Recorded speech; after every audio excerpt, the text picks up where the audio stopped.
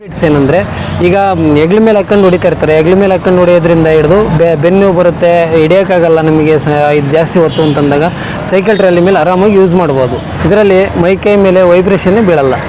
Easy to carry ಇರುತ್ತೆ, ಹಿಂದೆ ಮುಂದೆ ಈಸಿಯಾಗಿ ಎಳೆದಾಡ್ಬೋದು. ಈಸಿ ಟು ಇದು ಗ್ರಾಸ್ ಕಟ್ಟಿಂಗ್ ಇರುತ್ತೆ.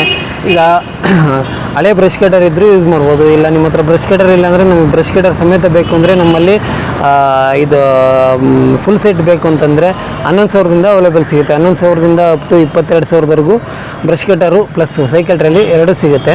ನೀವು ಯಾವ ಥರ ಮಾಡಲ್ ಬೇಕು ಆ ರೀತಿ ಮಾಡಲ್ನ ಉಪಯೋಗಿಸ್ಬೋದು. ಬರೀ ಸೈಕಲ್ ಟ್ರಾಲಿ ನಿಮ್ಮ ಹತ್ರ ಆಲ್ರೆಡಿ ಇದು ಬ್ರಷ್ ಕಟರ್ ಇದೆ, ಸೈಕಲ್ ಟ್ರಾಲಿ ಮಾತ್ರ ಬೇಕು ಅಂದರೆ 3,900 ಆಗುತ್ತೆ. ಬಂದು ಒಂದು ಸಲ ವಿಸಿಟ್ ಮಾಡಿ ನೋಡಿ ನಿಮಗೆ ಒಪ್ಪಿಗೆ ಆದರೆ ತಗೊಂಡೋಗ್ಬೋದು.